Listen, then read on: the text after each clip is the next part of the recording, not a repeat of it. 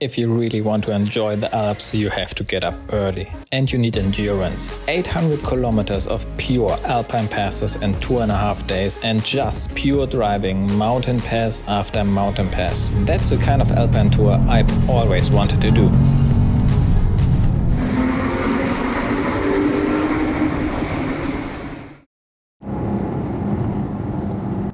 So guys, welcome! We are driving the Susten Pass. Finally, our alpine tour. We are starting with 2.5 days from the Andermatt loop to Italy and then to Austria, the Grossglockner High Alpine Road.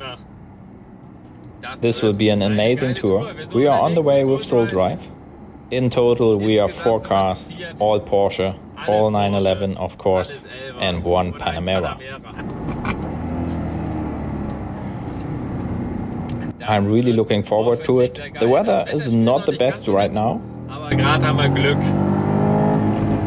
Yeah, right now we are lucky, but we will see a lot of different weather. There will be lots of rain. Right now the tarmac is dry. This is amazing.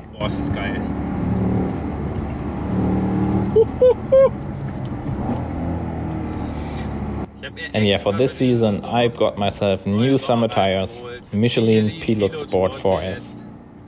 And yeah, now on this road, these are really worth their money. Hammer. Oh guys, driving alpine passes in the convoy with Porsches. This is just amazing.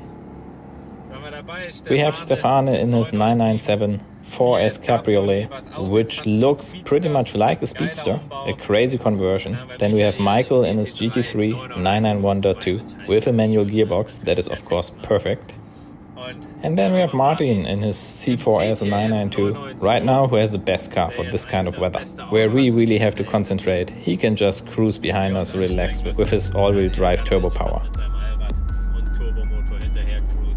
Yeah, and this kind of scenery is just amazing. This is the Susten Pass. I love it.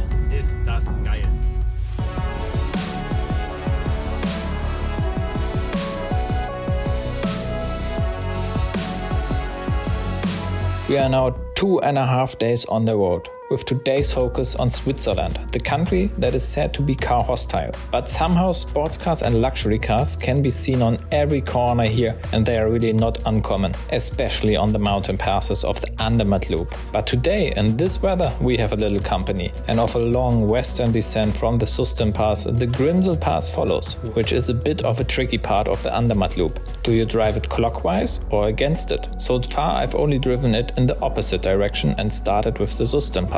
Those of you who have driven it the other way, please make sure to leave a comment below.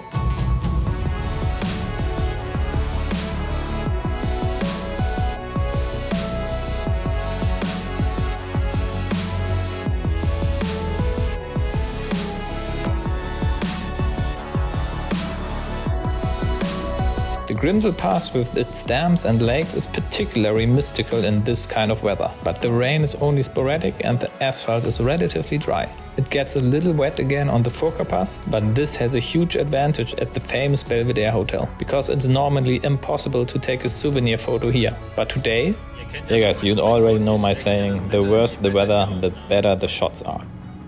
And yeah, of course, the Belvedere Hotel with next to no people. We have took some amazing pictures. This is how it should be. The roads are very clear, and if it's not raining as badly as right now and the road is dry, then there's a lot of grip. And now we keep enjoying the Furkapass and then we continue. Oh, and there's even a bit of snow left and a nice little Cayman. From the UK, it's amazing what kind of distances they travel.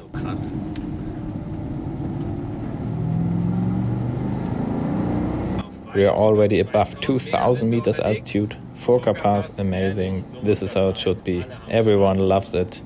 And if it would be a bit drier, then it would be even more amazing. But yeah, this is always amazing. The 6-speed manual with a big V8. That is awesome.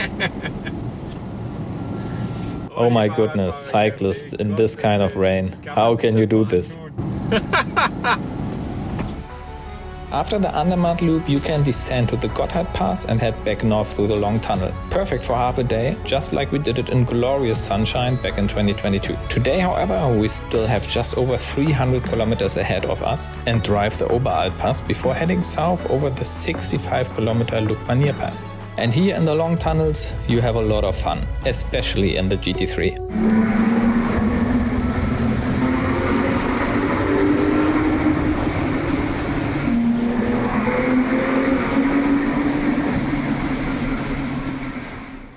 The pouring rain then catches us on the short stretch of highway, and then comes the pass I will always remember as the highlight of this tour, the San Bernadino.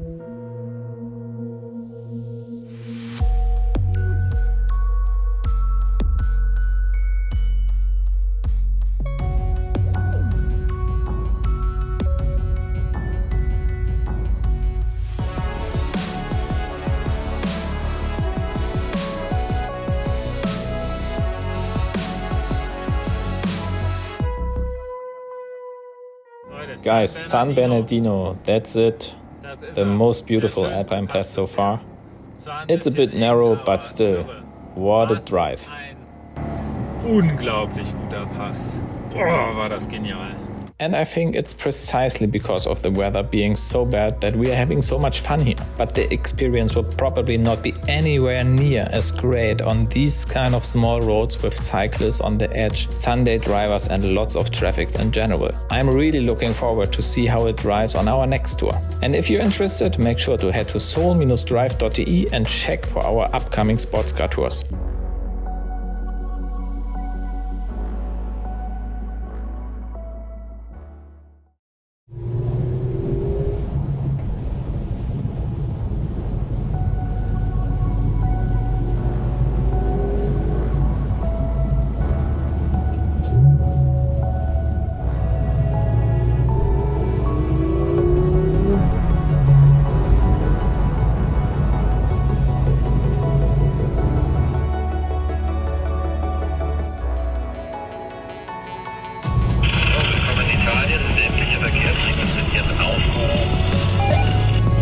And yes, in contrast to Switzerland, driving in Italy is of course much more relaxed, and the south side of the Splügen Pass is as Italian as you can imagine. Endless narrow hairpins going downhill definitely requires a lot of your attention. And here in these small tunnels, it's the only time on the entire tour that my Panamera is definitely outside of its comfort zone.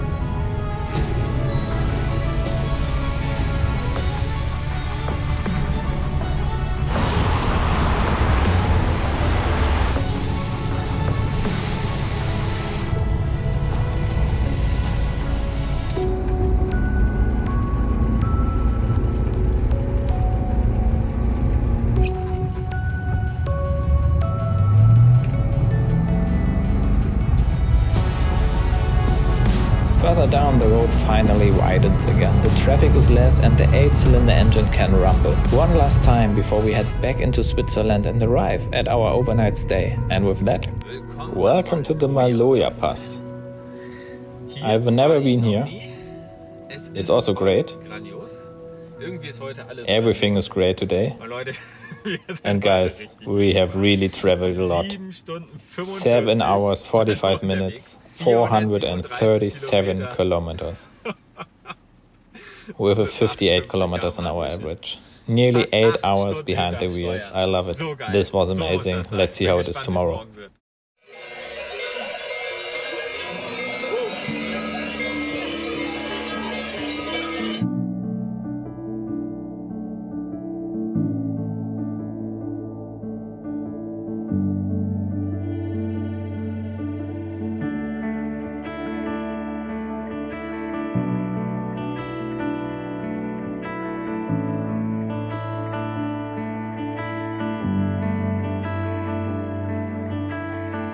Good morning! It's day 2 and the weather says enjoy it! It is dry! Oh, I'm really looking forward to it. First Alpine Pass is already ahead of us, the Bernina Pass, and then we cross the border to Italy. Auf geht's!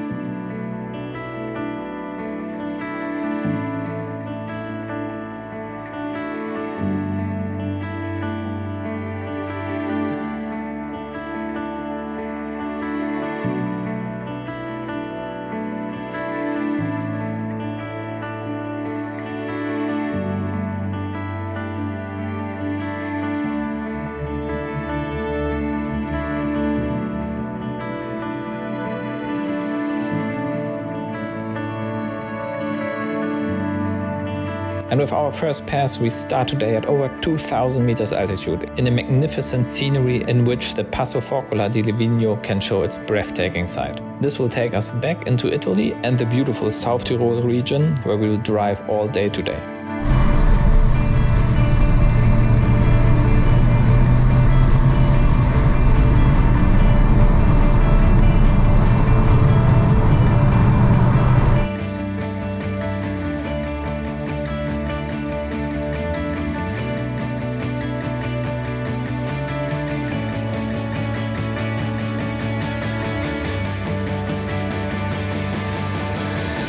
So now Italy, 8-cylinder sound.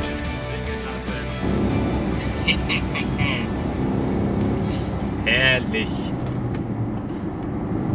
Alle wollen berg runter. Everybody drives downhill, not going uphill, so it's completely free. And the tires are so good. The Michelin Pilot Sport 4S, they are so crazy. What kind of grip such a big car can develop? This is really something you have to realize. That is only what a Panamera can do. Doing a 2,000 kilometers holiday trip and then carving alpine passes afterwards. Flicking it into the corner, even motorcycles are too slow for me.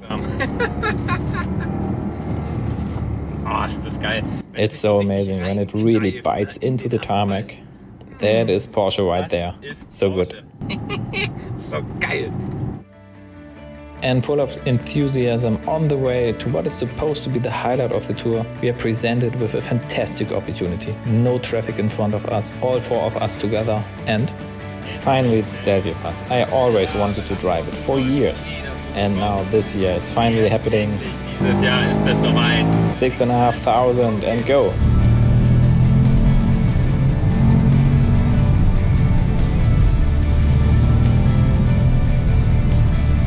This is so good here. Jawohl. Und voll.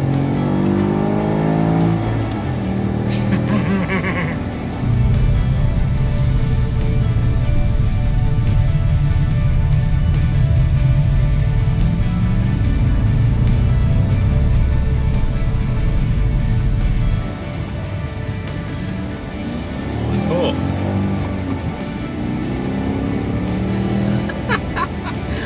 And the view is just amazing. Boah. What a tour.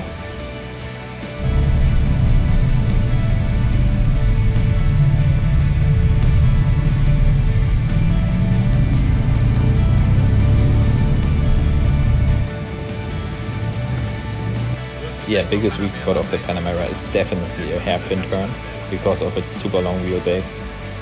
The inner wheel has always a problem. Und hoch. Ha. So good, so good, so good.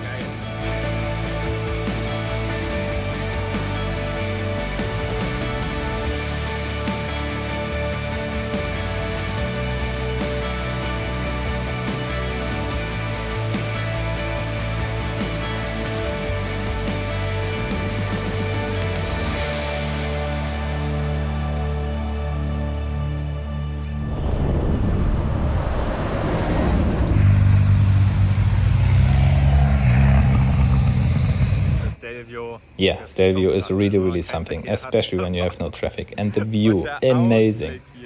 Irre. And we're just starting. There it goes up. This will be awesome. Yeah, I'm giggling like a little child. But yeah, the hype is definitely there, because it is an amazing road. The scenery in this little valley is just amazing. From a driving point of view, it's a solid 6 out of 10, but the overall package 10 out of 10. I really liked it. Stelvio, definitely not the last time.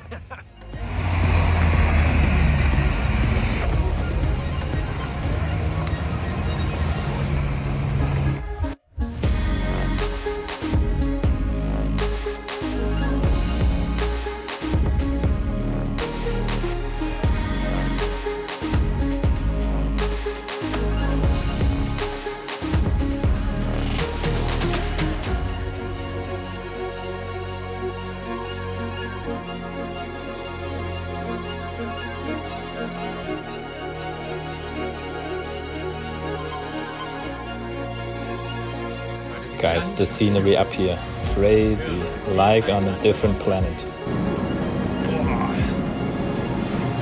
It's even better than driving upwards. The drive upwards was amazing, but the landscape here, out of a different world. Yeah, I really understand why this pass is so popular and hyped. It is really nice. Sometimes the obvious things are the best.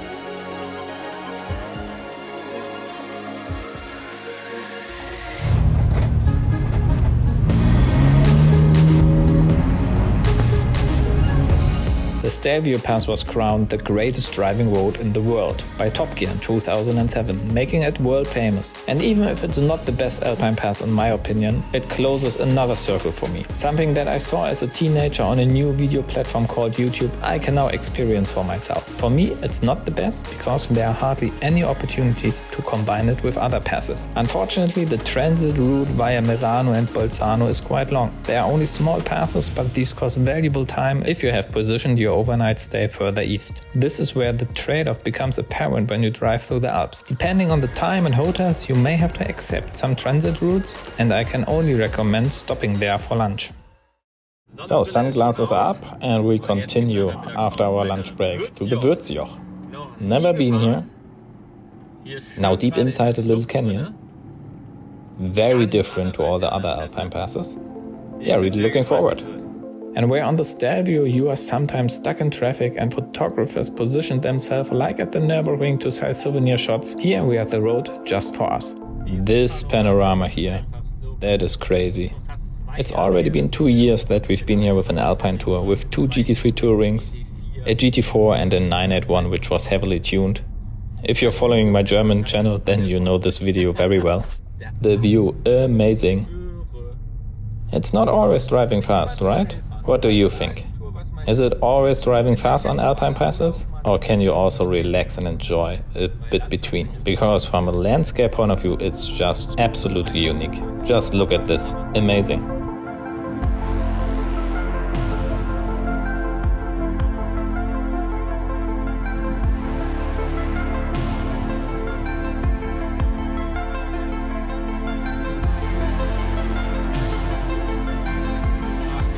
The Italians are so nice. They let us pass. They like it when they see the cars. Yeah, you just have to move here, right? Next pass is the Furkel Pass, the second last one of today. Small, narrow and amazing views.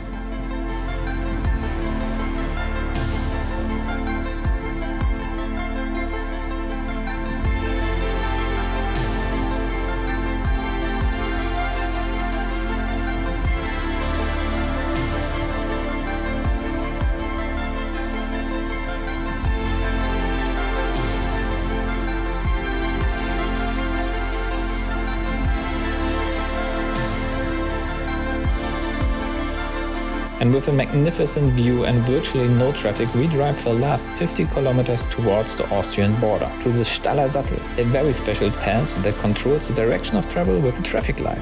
And we are on point, on the minute, at the stoplight, Stalle Sattel. It's so cool, there are so many open long curves on the way to it.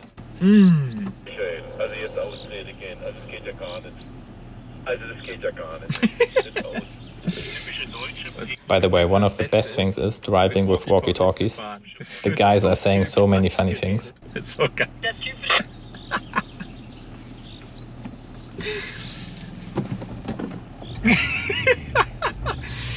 Here, when you have to take a quick break and the stoplight turns green, then you have to run.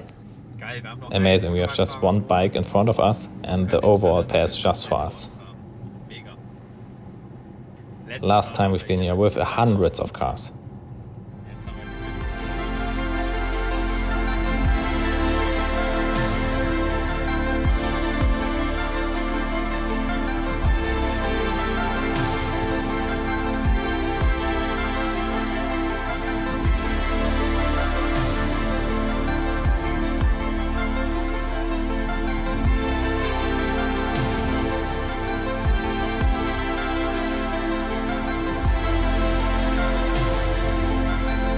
Stalle Sattel completely for us.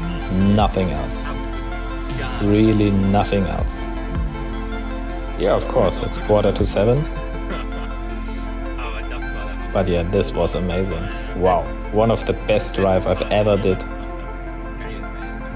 The overall tour, amazing, amazing, amazing. We are really, really lucky. In 10 minutes we are at the hotel. And yeah, 7 hours behind the wheel, 350 kilometers. 2 full days driving. This is really how I like it.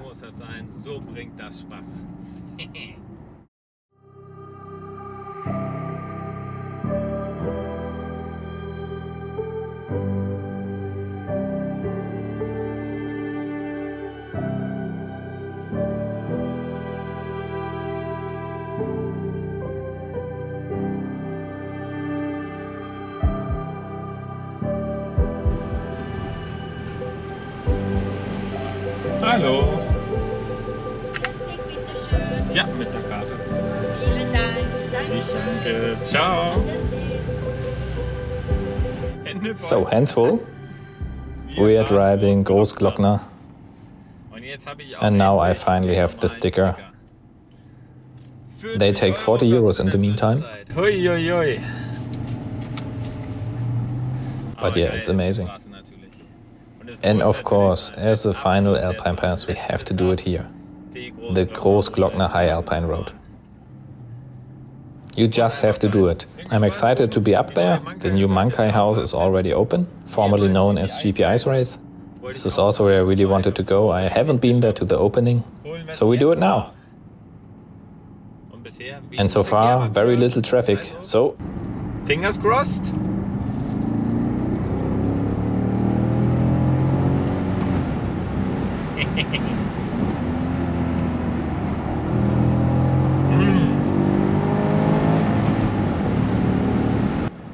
Just amazing, really enjoyable.